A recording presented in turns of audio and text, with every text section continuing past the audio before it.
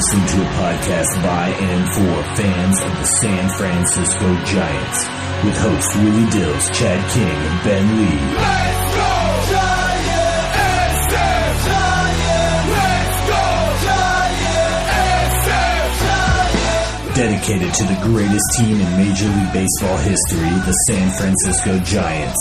This is Torture Cast.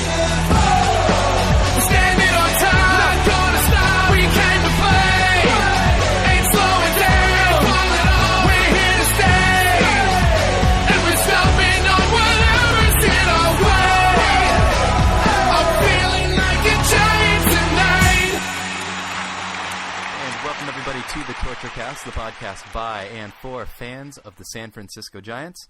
My name is Ben Lee, here with an exciting week of spring training action, accompanied, as always, by one Mr. Chad King. How you doing tonight, Ben? Pretty good. I feel like I've spent about an hour now trying to work out how we're going to get all these technical things together, because we have an interview to pipe into our podcast that I got earlier in the week from a friend of ours, Christina Russo, who is an actress, a model, and a recent returnee from spring training. So we're going to get to hear that a little bit later on. How have you been doing? I missed a lot of baseball this week, so quite honestly, I've been trying to catch up with for the podcast. A lot of my friends were down in spring training this weekend, so I spent most of the weekend doing my kids' laundry and hanging pictures and things of that sort. So been very busy at work lately, but really excited that the spring training is drawing to a close here within a couple of weeks, and we'll actually be talking about real baseball on the field that counts. Yeah, I'm actually pretty excited just because I spent yesterday at AT&T Park, as a matter of fact. Although, obviously, there was no baseball there. There was soccer, and while we don't talk about soccer much, I will say that the park is looking great. A bunch of the vending areas, like the doggy diners, actually have these big TV monitors set up instead of the old stick the letter on the black background menus. So it's kind of neat. Everything is looking very crisp and very clean, which, of course, give them a great reason to charge me 50 cents more for my garlic fries with chicken tenders. But it was a really great experience until the rain opened up and just started pouring down during the San Jose Earthquakes game, which actually, from what I hear, it was about the same in Scottsdale today. The weather was just horrible. And Hank Schulman made a great point. It was sort of like, well, there's rain, there's lightning, and we have our spectators here in metal seats and players out in the middle of a large open field. But got to get to that fifth inning to collect the gate. So yeah, I listened a little bit of the game today, and there was a pop fly to Pablo Sandoval in foul territory, and John Miller just very eloquently described the situation. It was something of the lines, or along the lines of, there's a pop fly down the left field line. Pablo gives chase, jumps over a puddle, dodges the alligator, and almost gets lost in the moat. And it was just perfect. You heard Kruk actually laughing in the background. So, yeah, they said there was actually standing water along the warning track and on the warning track around foul territory. So that's unusual for Major League Baseball to actually see that. Generally, they get that stuff cleaned up. But right. Well, it's also unusual for Arizona. Yes. So, on the one hand, good for them for getting some rainwater, because that certainly can be difficult to come by in Arizona. But on the other hand, I mean, really, guys, that doesn't seem like playing in that rain was necessarily the smartest thing for the players' safety or the spectators or anybody. But on the upside, I mean, we got a few things to take away from it. Certainly a lot of really nice work from Emmanuel Burris. Knocked in a triple and then scored in the rain on a wild pitch. And it was sort of like, well, I don't really want to stand out here at third, so I'm going to take this opportunity to go to home plate and then hide in the dugout. And yeah, he's going to make it hard for them to put him down. Actually, I should say send him down. Put him down is a little bit of a stronger connotation to that. He hasn't had a bad spring training. Putting him down seems a little overreactionary. His leg is not broken. He's okay. He can still run. But yeah, he's number 4 in batting average in the National League so far in spring training. I know it's only 30-something at-bats, but still, pretty hot start. Yeah, I mean, it's hard to figure that spring training stats really mean a whole lot, but what you're seeing from guys is important, and Burris is showing a lot of confidence up there, and that's going to be huge, especially, he's fighting for, you can practically hear guys in the background going, so I kind of needed that roster spot. Thanks a lot. And meanwhile, Manny's flying around the bases and hitting slap doubles and things. I mean, do you feel like any of that is really going to translate into the regular season? Because Burris has really been one of those guys that struggled a lot at the plate. Yeah, generally and historically, he's struggled at the plate a lot. He's a great pinch runner, but he's more akin to a Darren Ford, where he slaps the ball a lot. He can get a couple of base hits, but a 390 or whatever batting average in spring training and 30 at bats. Let's say he even started the major league season on a hot streak like that, which he wouldn't, but let's say he did. Right. By the time he got to 100 at bats, I'm sure he'd be right back down at 250 or something. So it's just a hot start. That's all it is. He's given him cause to think about it, and I think there might be something to that, considering Freddie may not be ready for opening day. Yeah, and I do think if it is a hot start, Manny's really presenting himself as a good option at second base. Although I have to say, though, where do you draw the line in between Emmanuel Burris is having a hot start and looking really good with the bat, and Brandon Crawford is having a hot start and really looking good with the bat? Because for some reason in my head, and maybe it's their minor league history, I feel like with Crawford that translates into, I think we're more likely to see an uptick in his ability at the plate in the season, whereas with Burris I feel more like it's a streak, and I'm not sure what it is that gives me that distinction. I think Crawford has more potential, and Burris has been around a little bit longer, so we'll see where it goes. So we've kind of already seen what we feel like is Burris's upside, and there may not necessarily be as much room for improvement as we think we're seeing in spring. That's what I think. Okay. I can get behind that. I do think we've had a very long history with Manny Burris, and you can't deny that he's got some speed. I think that he's improved as a base runner, but I don't feel like what we're seeing now out of him is realistic to expect from him in any aspect as a batter. Right. Especially during spring training, guys are trying things out. You're facing more minor league pitching, but it's promising though. And I mean, if he does surprise me, I will happily eat my words and say, well, welcome back, Manny Burris. We missed you. But as it is, I'm more than happy to say, give him the roster spot and let's have him around as a pinch runner, as a defender at second. Not really as a replacement for Freddie Sanchez, but absolutely he'll be able to fill that gap and keep us competitive until Freddie gets back.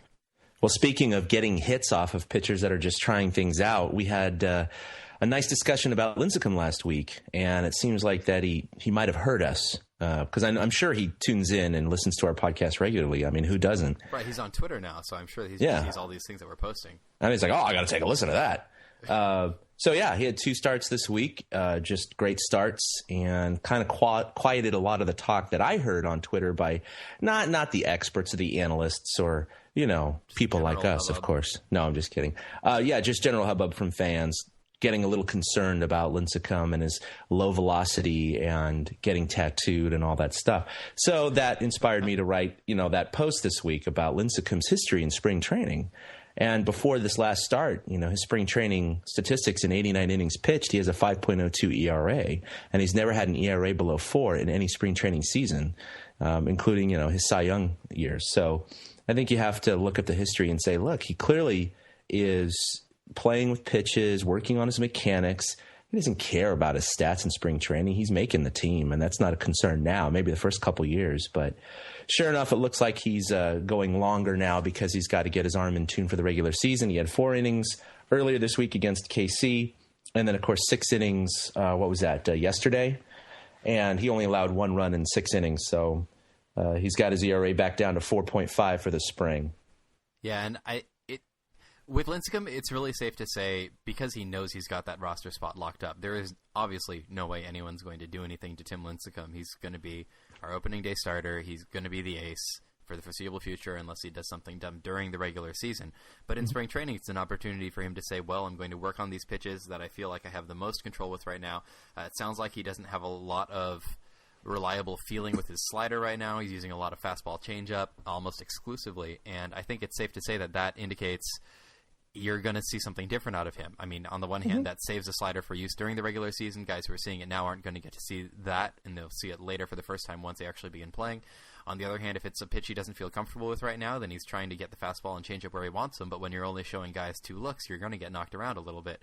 So on the one hand, he did get hit today, but he spread it out well. He spread it out. Yeah, a lot of extra base hits today. But yeah, he didn't get hit consecutively, essentially. He managed to keep guys off the base paths enough that when he sort of said himself, he looked up after I think it was 4 innings, 4 or 5, and Brigetti said, yeah, you've only gotten to about 48 pitches. He was like, really? That's it? So he went back out for the last 2 innings and felt a lot better about it. Yeah. Well, and you got to put yourself in these guys' shoes. Veterans like him who, aren't worried about a roster spot. It's just a foregone conclusion. It doesn't matter if they have a 99 ERA in spring training or throwing 55 miles an hour. I mean, they have a roster spot locked up. So if there's any particular pitch or mechanic or something specific that they want to work on, they have the blank check to go ahead and do that. They can go ahead and work on whatever they want. Obviously they're going to be talking with their pitching coach and their manager about what they're doing and all that. They get hit hard. They're like, hey, I'm working on my changeup. I'm not using my slider. I'm trying to do this. I'm trying to do that. But if you're, a young, hungry AAA minor league player or someone who hasn't consistently made the team year in and year out, you don't have that flexibility. You can't say, I'm going to work on this one pitch during spring training. If I get hit, I get hit. It's okay. I mean, you're trying to bring your best stuff. You got to make a showing. So it definitely goes into a lot of, I think, the veterans and how they kind of approach spring training versus the rookies and the guys really trying to fight and claw for a spot.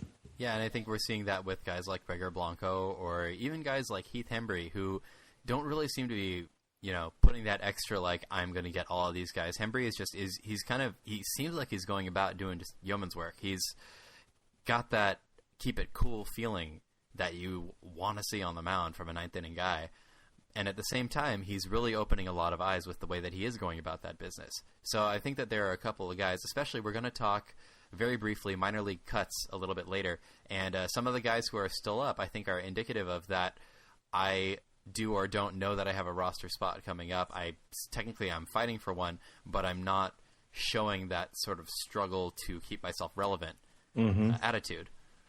Speaking of guys who have roster spots locked up, Madison Bumgarner, 5 innings of scoreless ball versus the Padres. I mean, on the one hand, yes, it's the Padres, but on the other hand, he's looking much more assured. And from everything we're hearing from the beat writers, a lot of scouts are starting to look at Bumgarner and say, maybe he really is going to be that third ace option behind Lincecum and Kane. And we talked about this a bit last week, but I think that the talk that Bumgarner is starting to generate outside of the Giants organization says a lot about how far he's come. Yeah, he's really gotten a lot of talk from the scouts this year. I think he kind of went unnoticed until, the World Series a couple of years ago. And even last year, it was a bit of a struggle. I mean, he still had a 3.5 or so, 3.6 ERA, but he's definitely getting the attention of a lot of scouts apparently this year. And I don't know exactly why this year as opposed to last year, unless something's changed in his mechanics or just his disposition on the mound or something that scouts, consistently look for or notice. But either way, as a Giants fan, I'm, excited about it, excited about the potential that he might have this year. Yeah, I mean, I think he'll be, really good, but not great, to quote. No, I'm kidding. If he's as good but not great as Tim Lincecum, then I think he'll be pretty happy. Yes. Charlie Manuel, eat your hat out. I do want to point out one kind of neat article that I ran into. It was something that Buster Olney was writing about. I'll see if I can load this one up on the website, but it is an ESPN Insider article, so not everyone will. I noticed that. I could not read that. Yeah, I confess that I do hand money over to ESPN to read Buster Olney and Keith Law and a few other guys. But it was a really nice article. It talked a lot about Sergio Santos, who is currently pitching for the Blue Jays. He's moved around through a few different organizations. On the one hand, I thought it was really interesting because they were talking about Santos' slider and how a lot of guys will see the slider and say, it looks like a fastball right after you throw it. I can't pick up the spin on it. And I was like, that sounds familiar. I'm fairly certain we hear that about another Sergio. So I'm starting to wonder if everybody needs to start naming their children Sergio if they think they want them to be effective relief pitchers in the MLB, because that's 2 Sergios that we know of who have this freakish slider that doesn't read like a fastball when you throw it. Right. The differences between them, though, are really interesting, and this is something I wanted to bring up because I've always found this topic fascinating. You've got Sergio Romo, who has been a pitcher pretty much his entire career, who has this slider with the, as Krukow calls it, the no-dot slider that you can't see out of the pitcher's hand that looks like it's something else and then just drops off the table. And Sergio Santos, who actually is converted. He's an infielder who became a relief pitcher and has proven to be really successful at it. And that got me thinking about other guys who have really gone that path. We had Tony Pena Jr. in our organization a little while back, who was a shortstop converted pitcher. Guillermo Mota is in our organization, and he's a shortstop converted to pitcher, which we see flashes of once in a while. A lot of people probably remember Mota's double down the right field line during one of the games last year. And Sean Doolittle for the A's, who is actually just starting to make this transition, a guy that a lot of people are watching, who apparently has been placed with their AAA team for the season, which says a lot about how quickly he's adjusted to being a pitcher again after spending a lot of time as an infielder the last few years in their minor league system. Right. And I don't know. For me personally, I've always found guys who convert from infielder or outfielder to pitcher really interesting, and vice versa, just because it's so interesting to see an organization go, well, we drafted you for this skill that you've been working on your whole life, and now we're going to move you. And guys like Rick Ankiel or Guillermo Mota who go from one direction to the other and start doing something different. Yeah, Rick Ankiel is the one that really just blows my mind. Mm-hmm. Here's a guy who obviously had his mental issues as a pitcher and just, started walking the lights out of everybody.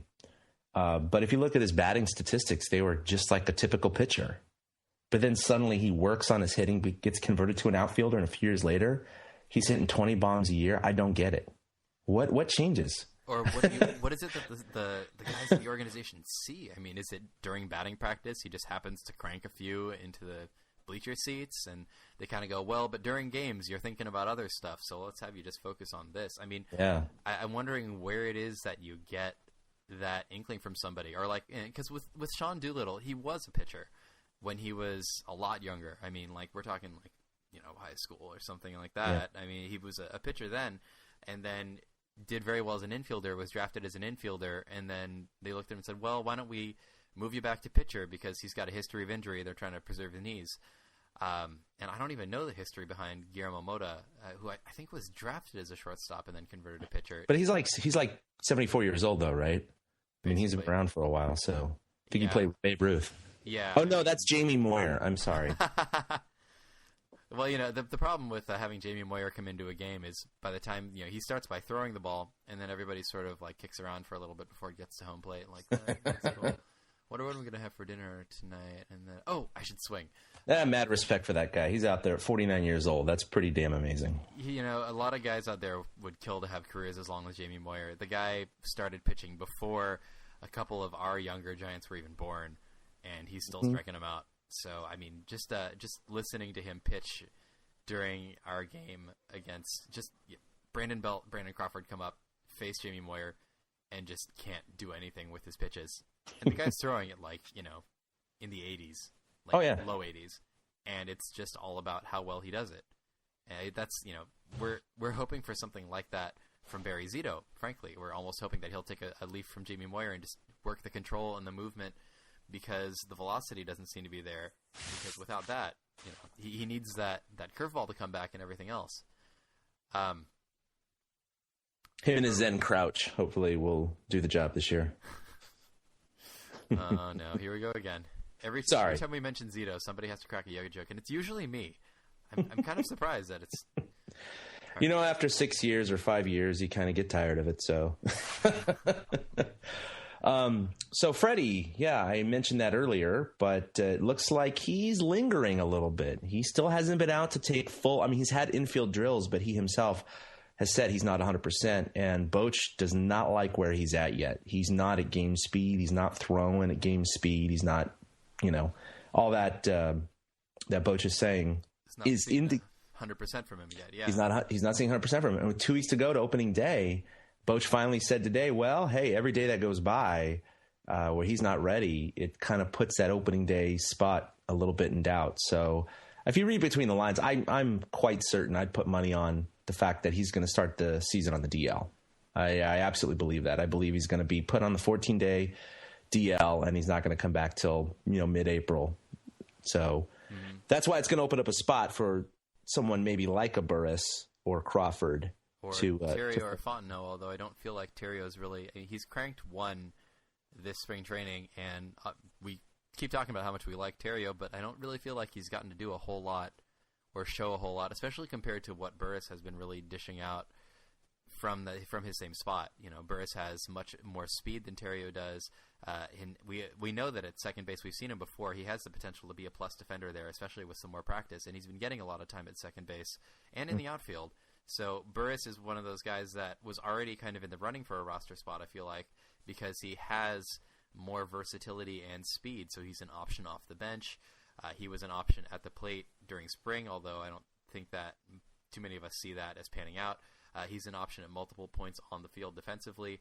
Burris, I think, fills the utility stereotype more than Terrio is right now. So it could be very likely that we see Terrio start off the season either in AAA or not with the team if he chooses to opt out of his contract and look for something else. Right.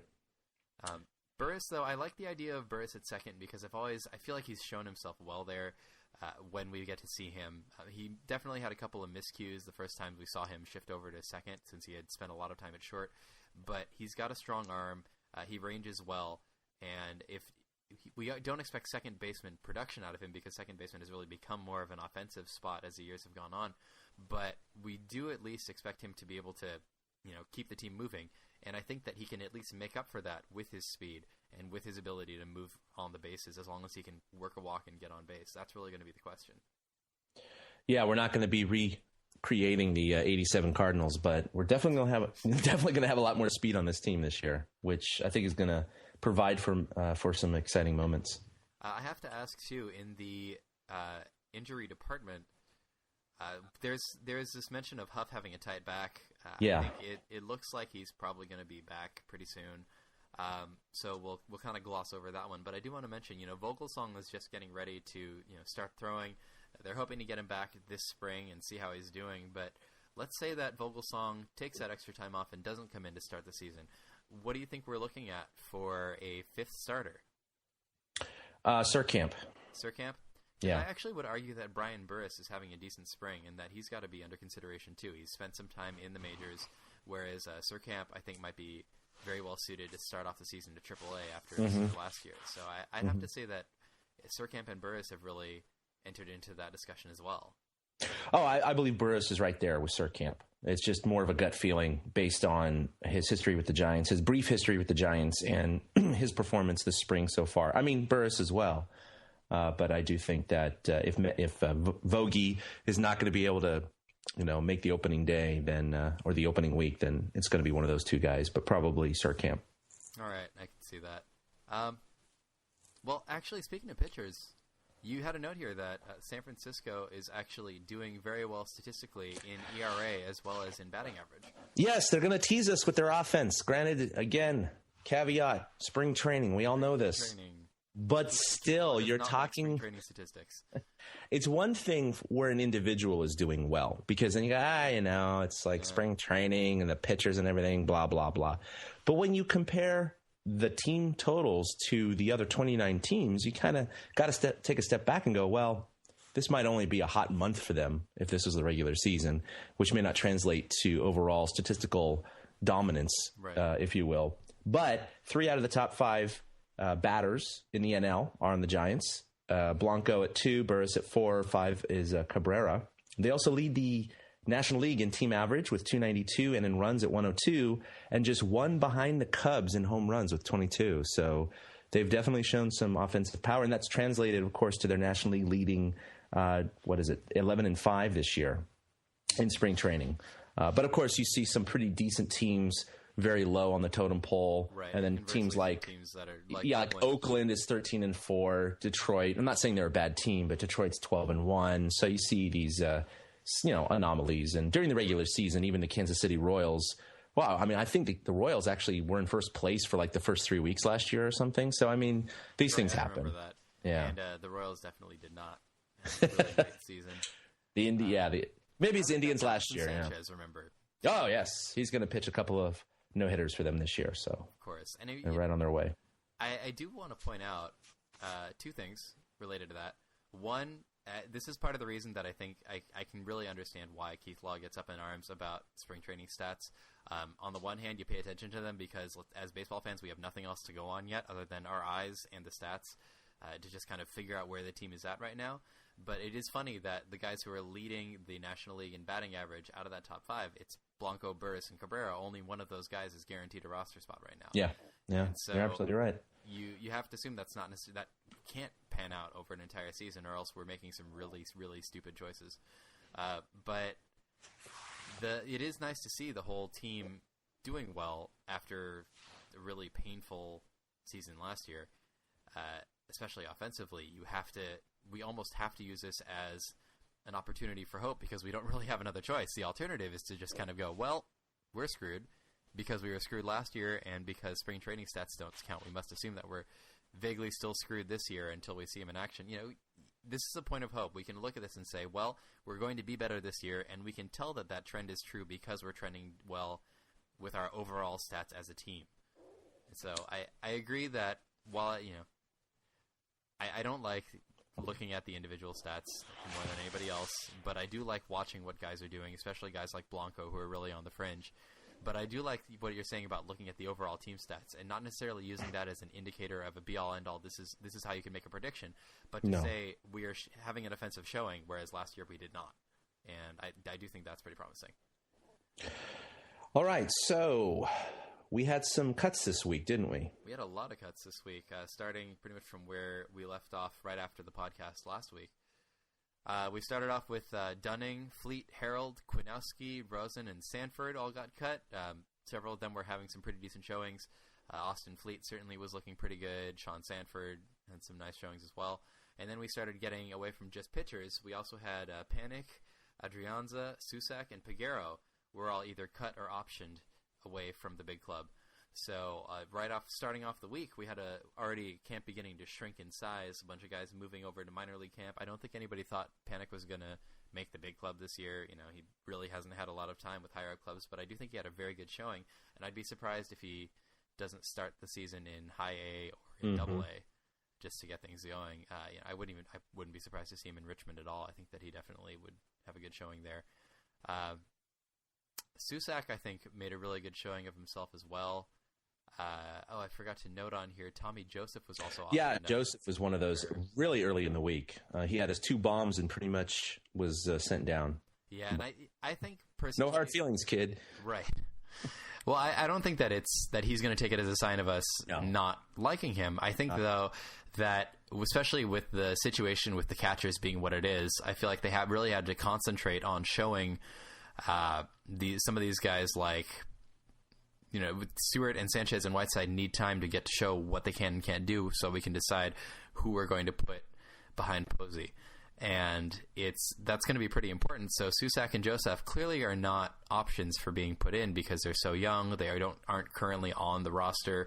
We don't currently have an issue with their taking up space or even, we don't have room on the 40-man for them, essentially, especially with the other guys taking up space. That's too many catchers to have on one 40-man roster. So Susak and Joseph going makes a lot more sense when you look at it like that. I mean, obviously, I was saying that I thought Joseph was going to stick around, but yeah, not at the cost of getting to see some of these other guys play. And Jackson Williams actually went down with the next set getting cut, and this was just, yesterday? This was today, actually. Earlier today, we had a couple of guys get cut, including Jackson Williams was reassigned to minor league camp. Juan Perez, Tyler Graham. So that's a little bit less speed for us to put onto the base pass, but we see no more Spider Monkey. No more Spider Monkey racing around the base pass. That guy is so fast in the outfield. It's ridiculous. Hector Correa has been optioned out as well. Fitzgerald, Mitch Lively, and Matt Yorkin have all been sent down to the minors. So that's quite a lot of guys moving, but we still have plenty of guys who are left. Obviously, we've still got our backup catchers kind of competing with each other. We've also got a couple of guys still left who are not on the roster, like Shane Lux, so obviously I'm excited about that. Dan Otero, Brian Burris, Gregor Blanco, both guys potentially competing for a roster spot. Heath Hembry, Gene Machi, Joaquin Arias, Connor Gillespie, Andrew Cohn, not Cone, I always want to say Cone, and Steve Edlifson. A couple of guys who have spent some time with the big club, especially Gillespie and Edlifson, have seen some time with the big Giants.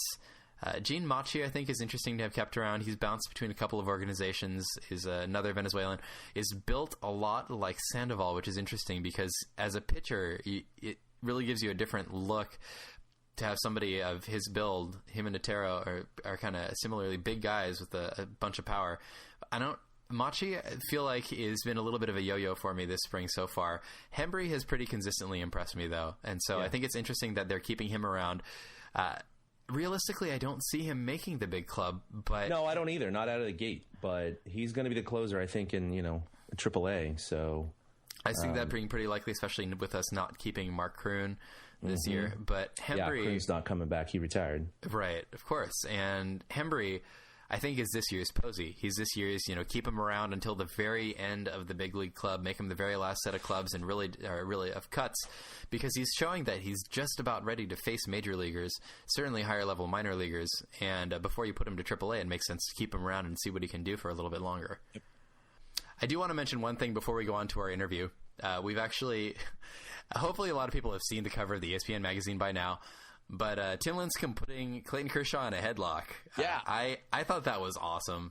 And not just because it's a Giant putting a Dodger in a headlock, but, Timmy's having fun on that cover. It's nice to see the two of them getting some recognition. Kershaw was an excellent pitcher for the Dodgers last year. I will grudgingly admit that anytime. So that was kind of a neat cover. I actually really want to see the story now, just because that looks like they were having a lot of fun with that photo shoot. Well, yeah, Timmy was 0-3 against Kershaw last year. Of course, they were all one-run losses, 1-0, 2-1, and 1-0. So, kind of have to put a lot of that on the rest of the team and not necessarily on Lincecum. It wasn't Lincecum. Lincecum's ERA was stellar in those 3 games, but Kershaw is 6-1 lifetime against the Giants with a 1.25 ERA. So that noogie probably felt pretty good. I think it's hilarious too, just because Kershaw is a really tall guy. Kershaw's a big kid, and the fact that he had to, bend way down and just crumple himself in a ball for Lincecum to be able to reach his head like that. I mean, Lincecum is probably about my size, obviously more muscle and more accomplishment than me, but we're pretty similar heights. And so just imagining, I've got some friends who are, 6'1", 6'2", and Kershaw's somewhere right around that area, maybe a little taller. And so I'm just imagining this big guy folding himself in half so that Tim Lincecum can get him in a headlock and noogie him. And, I imagine that must have been a really fun shoot for everybody involved. Especially, I hope that Kershaw had fun with it, because he looks like he's having fun, but it could be that just them saying, all right, now smile for the camera, while the guy who has more service time than you gets to be the one giving the noogie. There you go. But, that was fun, and I think it puts things in perspective a little bit. These rivalries are really important, and I'm not a huge fan of the Dodgers, but at the same time, the rivalry is always better when there's some friendly competition, and having 2 aces that really can compete against each other like this, I think makes the Dodgers-Giants rivalry a whole lot better. Yeah.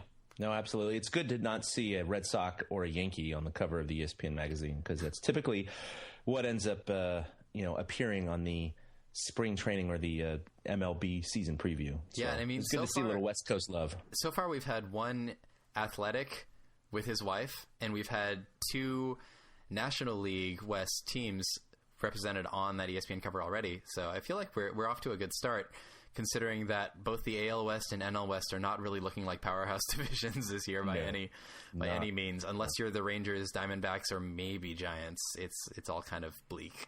So good for us to get it in now, because once we get to the regular season, it's probably not going to be anybody but the pitchers that get onto those, or maybe Matt Kemp. I'll give him that. Yeah. Matt Kemp could end up on the cover. Wouldn't be surprised. All right, so why don't we actually go ahead and cut over to our first ever phone interview, which I think that I've got all the technical stuff worked out for this. So we're going to go ahead and bring on Christina Russo, a friend of mine who went to spring training for a bit. Had some great things to say about watching some of the pitchers, some of the speed that the team is showing, some of the younger guys, and also talking a little bit about how we view women as baseball fans. I thought it was a really interesting discussion. So without further ado, let's go ahead and have you guys listen to our interview with Christina Russo.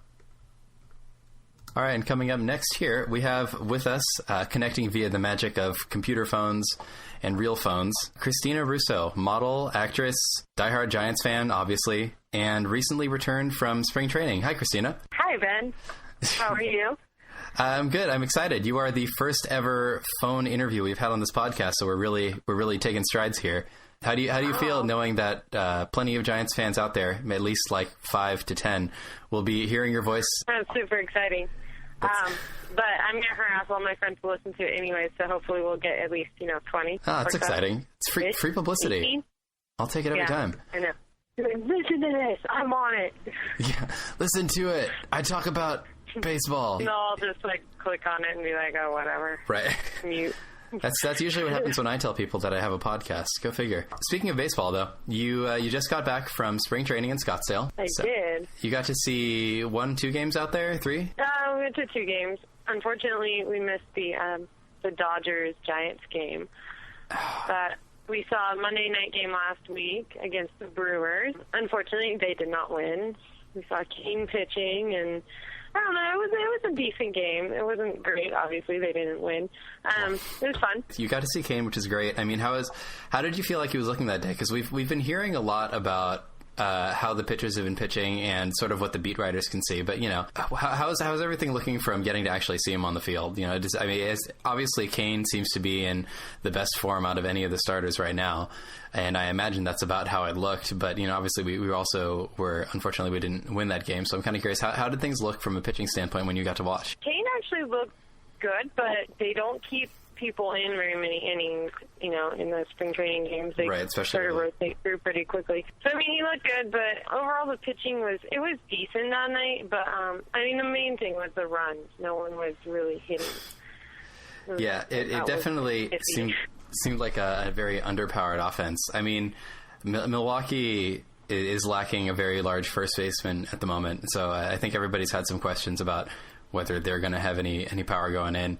That's a little bit too bad. I feel like you kind of got to see the one game of spring training so far that's looked like the rest of last season, where it's sort of like a lot of people come up and a lot of people flail at baseballs. Wednesday's game was fairly impressive, though, as far as offense goes. It was a day game. It was against the Rockies. And, well, Lincecum pitched 2 innings to start, and he did not look like himself at all. Then Fleet came in, and Surkamp. Fleet pitched a great inning, Austin Fleet, and then Surkamp pitched, you know, iffy. Like, okay, decent, but not amazing. So we've upgraded you from meh to just above meh. Yeah, I mean, he's better than meh. Timmy was meh, and I hate to say that because I love Timmy, but yeah, I mean, I definitely Lincecum really his last outing. Now that you've come back and he's had one more turn through, was actually much better. I believe it was last night. He really looked really solid. But you said that Austin Fleet actually pitched a really good inning. Fleet's one of the younger kids. Were there any of the other younger kids, pitchers or batters, that really stood out to you in the 2 games you got to see? As far as batters, we got there early on Wednesday. I got to see batting practice. Ooh. And Buster looked good. I know he just played his first game on Friday, and was 0 for 1. But in batting practice, man, he hit like multiple balls out of the park in a row, which is just good to see him back there with some power. They had Angel Pagan, who I want to be called Angel Pagan because I think that's funny. It's deliciously ironic. Exactly. I'm like, can we just pronounce that differently? And then Cabrera, who they both have power, so that's good to see. There's this kid, Tommy Joseph. He's a catcher in the minors.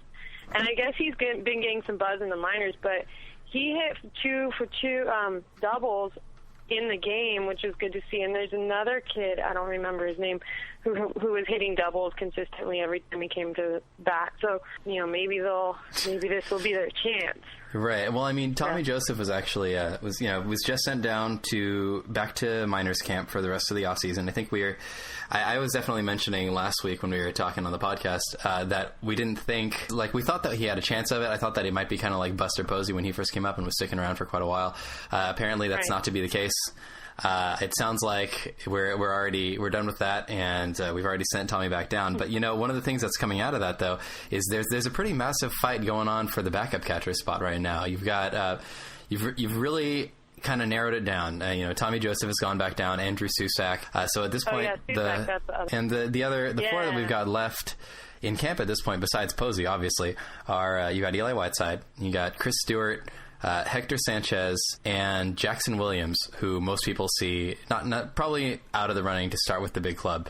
I mean, did you get to see any of those 3 guys? Did you get to see, Sanchez, Stewart, or Whiteside at all? Sanchez, I think, on Monday, and then Stewart was there on Wednesday.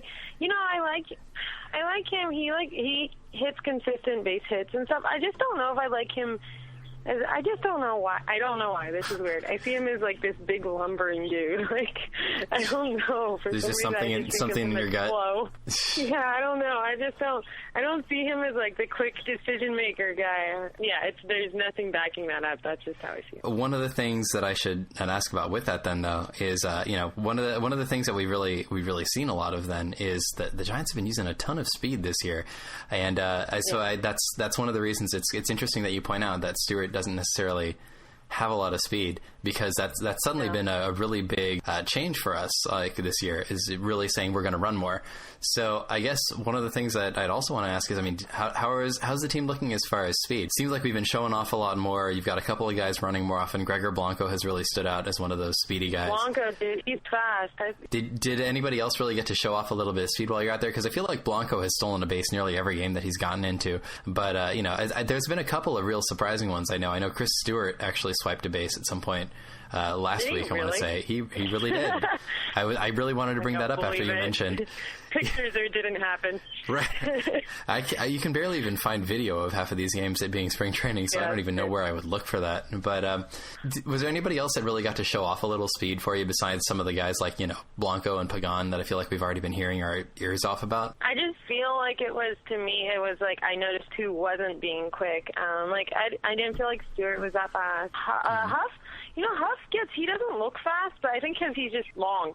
Like, he just gets there, He's You're just, like, oh, how did he do that? Yeah, Huff is one of those guys, when we did that, he hit that inside the park home run, his first home run with the Giants. I remember him coming around the bend at the end going, how did he get all the way around? When did he start moving like that? He just picked up speed somewhere around second base, and I didn't notice. I felt like all of a sudden he was home, and I feel like that's Huff's level of speed. He's not that blazing guy like Blanco or Pagan, but he'll surprise you. There is one other thing I wanted to ask you about, since we've only got so much time going on here. I wanted to ask you about, I shot you a link to an article by the Bay Area Sports Guy on female fans and a reaction to something that was said about Brandon Crawford, about how a lot of fans are calling him dreamy or delicious.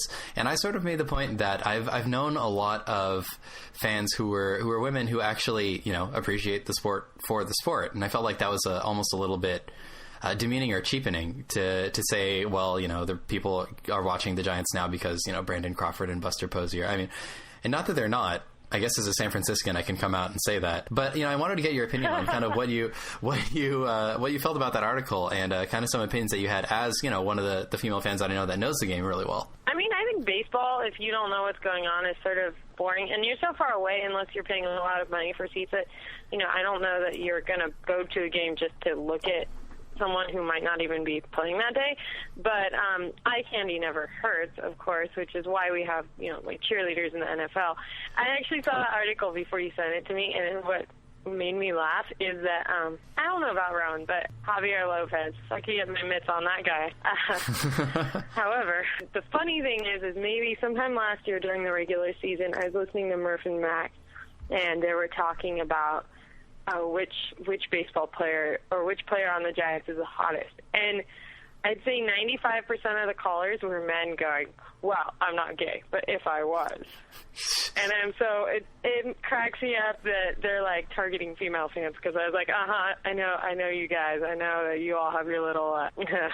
Oh yeah, no, we've been talking about Pat Burrell on this podcast for probably months now, and we're all very happy about that. Boys love Pat Burrell. So, we do. We all want to grow up to be him, but we all secretly know it's never going to happen. And maybe that's the thing. Yeah, I find it interesting because I feel like there's plenty of women who are working in sports now who have an excellent knowledge of the game, who I feel like either are set up to show that they don't, or, for example, Amy Gutierrez with Comcast really understands the game very well, but sometimes based on her coverage or based on the way she's presented or based on how she will, what kind of topics she'll go after in the dugout, sometimes it'll almost appear as if that she's, there to be eye candy. And from what I've seen, anybody who follows Amy G's Twitter feed knows that's absolutely not the case. She definitely understands the game very well. I just feel that I don't watch a lot of coverage. I read more online, which I feel is a little more balanced, especially I have a female friend, actually San Francisco State University Dance Department is where I met her, Shalina, and she's writing now for Bleacher Report, and you see none of that. Like, if you didn't read the author's name, you won't even know who it's by, if it's a male or female. But she writes great articles, and they're very balanced, and, they're all stats and sense-making things and not like, oh, he's dreamy. As far as, Amy G, when I do sort of criticize her sometimes myself, watching her on TV after a show, after a game, I don't know if she's giving these questions or I think any interview after a game is stupid. They're like, so how do you feel out there? How'd you feel when you connected with that ball? I'm like, that's a stupid question. They were just saying, or what are you thinking right now? And I'm like, they're probably thinking I want a shower and a beer. I think it doesn't matter who you are. You sound stupid interviewing people right after a game when they're all sweaty and they just want to probably get out of there. So I don't really think that that's her fault. All right, I'll take that. It's either the questions she's given or the circumstances. I definitely think it's something that it's still changing in baseball. We finally have we are getting more female executives in the front offices now. We're starting to see more figures who are female getting into the main baseball world, and it's the article itself was excellently written, and I'll try and make sure we get it into the show notes. But it makes a very good point. There are plenty of fans out there who are just that. They're fans. It doesn't matter whether or not they're female or male. They're here to watch baseball. And I don't think it's necessarily because someone's good looking or not. Right, that's a bonus is a bonus. But it's not. I'm sure there's fans of everything ever for that reason. All right. Well, Christina, that is going to cut us clear out of time. So we appreciate you coming on and giving us some of your insight. If people want to hear more from you about the Giants or about what you're working on next, where can we find you? You can find me online. Everywhere online. No, you're on the internet. I do have an IMDb page, Christina Russo, Russo. I have my personal website, Christina-Russo.com. I'm on Twitter as Swagstina. Facebook, I have a fan page, Facebook.com/Christina Rose Russo. So go to any one of those and you can probably find it all on there. I'm going to be posting stuff from spring training soon, pictures that I haven't uploaded. And I'm also trying out for the 49ers Gold Rush. Oh, nice. Coming up. You can follow my journey. We're doing all the workshops right now. So exciting stuff is in the works. All right. Well, best of luck with the auditions. And we're looking forward to seeing what you get up on the website soon. Obviously, you are all over the internet. So we'll direct some people to, if you want to check out what Christina's doing, we'll have some of those links to her various sites all over the web up on our show notes. And until then, thanks a lot, Christina. Hopefully we'll get you on the show again sometime. And best of luck. All right, great. Thank you so much. All right. And that was our interview with Christina Russo, who just got back from spring training. Definitely had a lot of great insight to provide. I do want to point out really quickly that I realized I made it sound a little bit in the interview like I didn't, or like the article that we were talking about was actually written as being derogatory towards women in baseball. That's not the case at all. Bay Area Sports Guy was actually responding to comments made on a radio show, and his article is actually extremely well written. So I do want to make sure we get that in the show notes. Yeah, no, that was a great interview. I really did actually enjoy the end there when you guys were talking about the stereotypes of women in sports as fans and how it does seem to permeate even, I'm not impervious to it. I think most guys are. Know that anybody is impervious to it. Yeah, I think that it's the issue, and I saw another post just today that was very good from Eris Sports that pointed out it's not so much that the issue is one person making a mistake as it is that the entire culture really still sees that as acceptable to be able to make misogynist comments and to make the blanket assumption that girls don't understand sports and are better suited for baking cupcakes, which is ridiculous. Yeah, and socially it is hard to accept sometimes because that's kind of what the big networks put out there. Generally speaking, their sports reporters, their sideline reporters, or even their anchor women, I guess you could say, in the studio, are typically better looking. And it's not that there's anything wrong with that, because most of those women are actually extremely knowledgeable about sports. They really are. But it does kind of set up the facade is that you have to be good looking to break into this business. You know what I mean? Where you get these 50 and 60-year-old guys sitting next to these 28-year-old women in all of these sports studio settings. And so it gets a little frustrating as a fan sometimes, because I think it happens so often. When you really break it down by the numbers, you go, why is that? Why is that? Oh, it's because the execs, the guys who are running, the demographic, know that maybe 70%, I'm just throwing that number out, of their Monday Night Football or ESPN Sports Center or college basketball are men.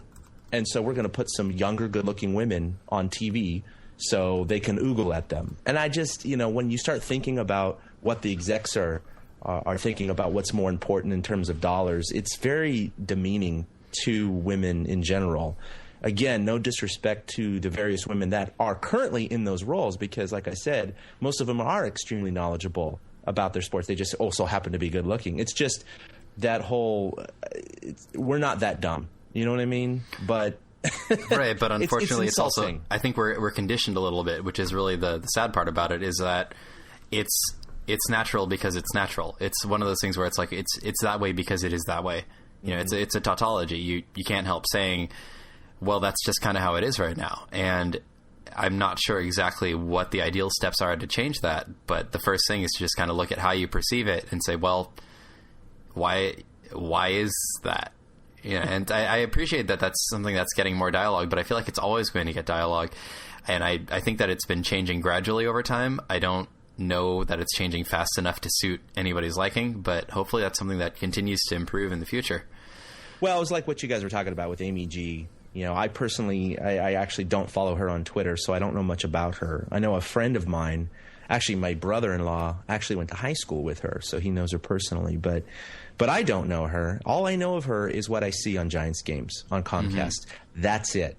So when you guys were talking about how, maybe she's kind of set up to appear as, hey, I'm just the girl here working the sidelines. Right. I mean, that is my impression, because I don't know anything about her. Mm-hmm. And it's not that I really thought that, but I do find myself watching Giants games when they show her interviewing, the guy with the garlic fries and the Hulk beer holding hand or whatever on the side. It's like, oh God, what is this? Creates this perception of her as doing fluff pieces or doing sort of sideline commentary stuff, which doesn't, it's not a reflection of her knowledge or ability. No. It's the role that she's given. And that's, I think, true of a lot of sideline reporters across the league of either gender. But I do feel like it takes on a different connotation when the sideline reporter is female. Yeah, but in general, all post-game interviews are pretty distasteful, annoying, and just a waste of time. So, not just G. It's everybody. Just the on-air ones are the ones that are immediately afterwards. Like, oh no, here we go again. All right, so let's move on, and let's get to some of our never-ending segments before we get out of here. We want to talk favorite guys, and I actually have a couple of favorite guys this week. I think I'm just taking advantage of the fact that Willie is currently out of town, couldn't be with us. But my favorite guys are actually going to be Surkamp, Burris, and Shane Lux. I think that there's a possibility Vogelsong potentially doesn't start the year on the roster. And so these are my favorite guys because they show that we've got some depth. They show that we have some ability lined up in that pitching position. And all three of these guys, I think, would make effective number fives in our rotation. And so having that assurance there to say, well, we move Zito into a number 4, and then you've got Surkamp or Burris or Lux all available to take that 5 spot.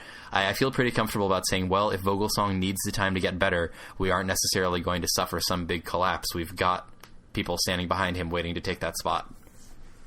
Good choice. Well, I'm going with Peyton Manning. I think a lot of 49ers fans know why. It must still be the off season.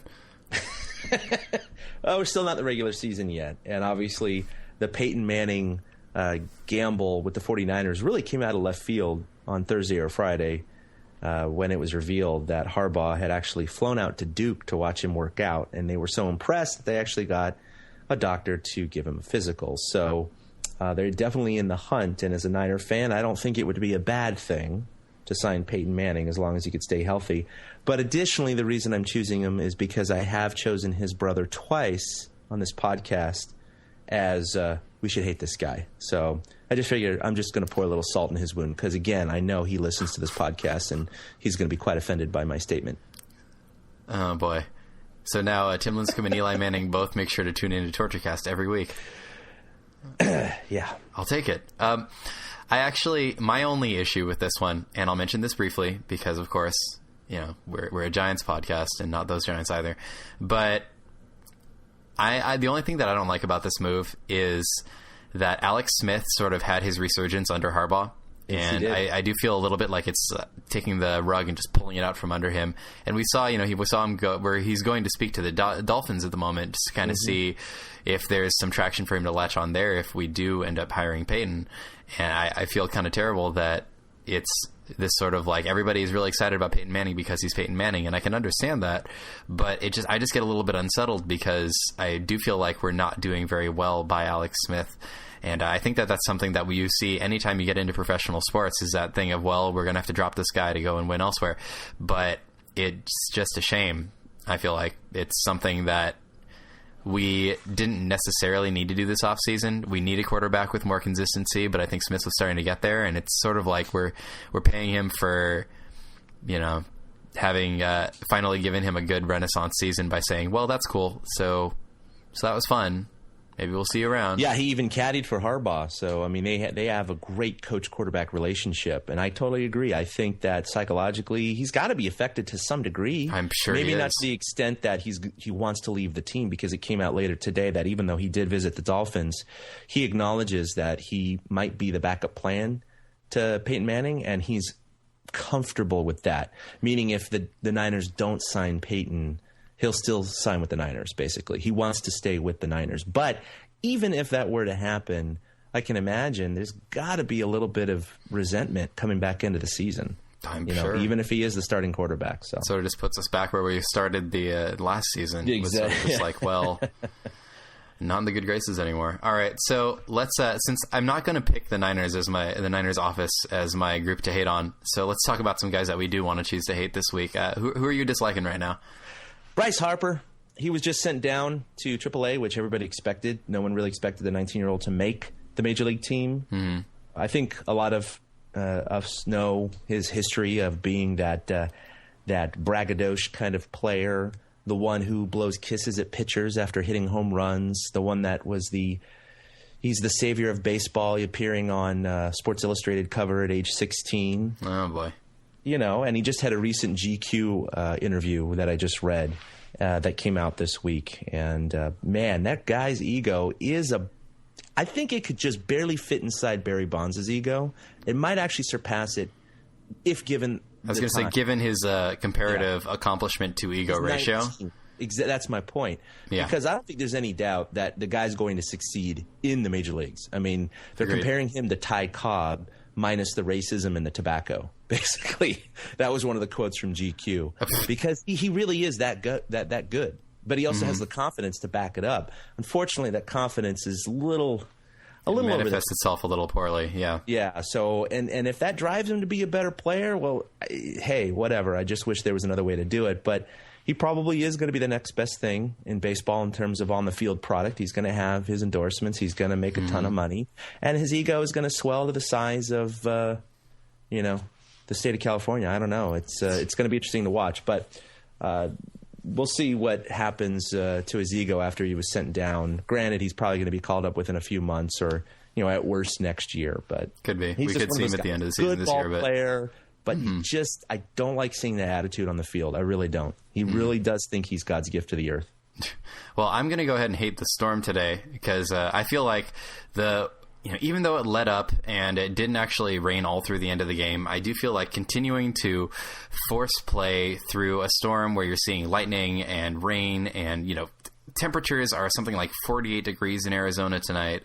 I can't really be comfortable with or justify continuing to play through that. So I'm going to opt to throw my hate somewhere in between the storm itself, the weather in Arizona, the umpiring staff, the front offices that decided to keep the officials that decided to keep the game going. There's something about that situation that I don't like, and so I'm directing my hate somewhere vaguely in there because I don't know the whole story, but I don't like it. I want to ask my friends. They're all flying back to the Bay Area tonight. They're probably just getting home now. How bad that game was. They were Facebooking and tweeting pictures of them completely drenched or wearing ponchos. They had Corona buckets on their heads. They were trying to do anything they could to improve the mood there. But it certainly was. Apparently, it was a tough game to watch. I can imagine. Other than Emmanuel Burris' triple, which I'm sure was a lot of fun. All right. So what are you thinking? Reasons that we will win it all. Let's hear it. I've said Posey in the past is going to be healthy. That's going to be a reason. I also think Brian Wilson, he's going to stay healthy this year. So I think that's going to be a huge key to closing out a few extra games that maybe they wouldn't have last year, and that's going to be the difference. I can understand that. We tend to play so many close games, especially with our staff, that if Wilson's not healthy, or any member of the bullpen, really, Romo's elbow or anything like that, if any of that gets messed up, you start throwing major cogs in the wheels with our team. Well, even if he's healthy this year, Romo is a concern because they've got to watch his innings. He's got a, quote, cranky elbow. He's not worried about it. Boch isn't worried about it, but he's going to pretty much take the better of this week off to see how it responds. So. All right. Well, I'm going to actually throw in a different reason that we'll win it all. I've been doing some crazy ones all through spring training, and this is one that isn't really related, but, I'm going to take a serious note here for a second. Yesterday, there was a soccer game going on in England, or a football game, if you want to be appropriate, between Tottenham Hotspur and Bolton Wanderers. And one of the players of Bolton, Fabrice Muamba, actually collapsed on the pitch with what was apparently what appeared to be an issue of cardiac arrest. Collapsed face down in mid-game and was just lying on the pitch. And, medics raced onto the field to try and resuscitate him. Stretcher carried him off, got him to the London Chest Hospital. And currently it sounds like he is in critical condition in the intensive care unit, but he is still alive. And what really struck me from all of the accounts that I was reading about it was that these fans really came together from Bolton and from Tottenham all together at the same place, chanting his name on the pitch. The game was called at the time, and it's been postponed. The second half of it will have to be played at a later date. But really just the entire soccer community and community of sports all over came together to really wish Fabrice Muamba well. And that's something that I think we've seen before with Giants fans as well. When everything happened with Brian Stowe, you're still seeing that. There's a lot of Los Angeles fans that have taken to the Support for Brian Stowe webpage to post their own messages of support for Stowe and saying that they really hope that he has the opportunity to recover. Even as Los Angeles fans, they're like, that's not what's important. I'm a fan of humanity. And I don't know that that's necessarily a reason we'll win it all, because I feel like it's something that when it comes down to it, you see in a lot of fan bases all across sports, all across the globe. But it's something that I wanted to highlight. It's something that I've always respected about a lot of the Giants fans that I've known and about a lot of the sports fans I've known all over. And that's, even if it's not the reason that we win it all, I think it's the reason that we finish the season being able to say, we're proud of what we've accomplished, because as a community and as a team, we gave it our all, and we, didn't do anything crushingly stupid. I hope he turns out to be all right. I know he's still in critical condition in the hospital, and It's quite shocking when you hear these stories of, they're essentially kids having heart failure, heart attacks on the field, but it brings up memories of Hank Gathers. Yeah, exactly. Other athletes like that who may have had some sort of heart defect that just wasn't detected earlier in life. And it makes you think about your own life sometimes. And it's like, boy, I'm a lot older than this kid, Yeah. And yet I'll go out and jog, 5 miles. And you always think in the back of your head, what if, like some 38-year-old jogger that, in great health that ran 50 miles a week drops dead of a heart attack. So, well, That seems to be kind of a sobering note to end our podcast on tonight, but I am going to put out there, this is a good... of sobering, Willie's probably not. Sorry. That's, we have to make light of these things, because we're a team that can be easily made light of sometimes, especially with an offense like ours last year. It was really easy to kind of have some fun with the team, sometimes at the team's expense, but, sometimes you got to do that. It's a long season. It's kind of a marathon. And, if you're really going to enjoy it, you can't constantly be worried about how the season's going to turn out, whether it's your own health or the health of the players or the way that the team gets through the season. You kind of just have to take it as it comes. And that's, I think, what we're seeing with this season, especially after the big seesaw we've seen between 2010 and 2011. We're really just going to have to take 2012 as it comes. Everybody's optimistic about it, but I'm not going to put any big expectations on them to do anything yet until I see them in action. And hopefully that's kind of how everybody else feels, is we're going to take, I think, a very improved team, but in a lot of ways, I think we're just going to enjoy having a lot of our guys back and healthy and playing again. And that's really what I'm hoping for out of our season this year. Just seeing some kumbaya and hope everybody's healthy. Kumbaya it is. And if you want to pass us any kumbaya on Twitter, feel free to. You can reach us at ChadK21 for Chad over here, at Fried Duck for myself, at Willie Dills to reach this week's absent Willie. Or you can get to all of us at TortureCast. Email us at mail@torturecast.com or find us on Facebook. Just search up TortureCast and there we are. Get in touch with us. We'd love to hear from you and hear your opinions on spring training or anything that we've mentioned on the podcast today. You can also reach Christina, our guest today, at Swagstina. Or if you want, just swing by torturecast.com and we'll post a lot of this up for you. We're excited to talk next week, and we're actually looking at doing a season preview soon. We're going to have some notable figures, including our hated enemy, the Giants pod, on with us to talk some season preview for the Giants. So until we come back, here's hoping that you and your family are well. Enjoy what's going on with spring training now, and we'll see you next time. Boom! A big thank you to everybody for listening to the TortureCast, the podcast by and for fans of the San Francisco Giants. Follow us on Twitter at TortureCast. You can also like us on Facebook or check out our blog at torturecast.com. I also want to say thank you to Ashcon and Bailey for letting us use their song Feeling Like a Giant for our intro. For Ben Lee and Chad King, my name is Willie Dills saying, we'll see you next time.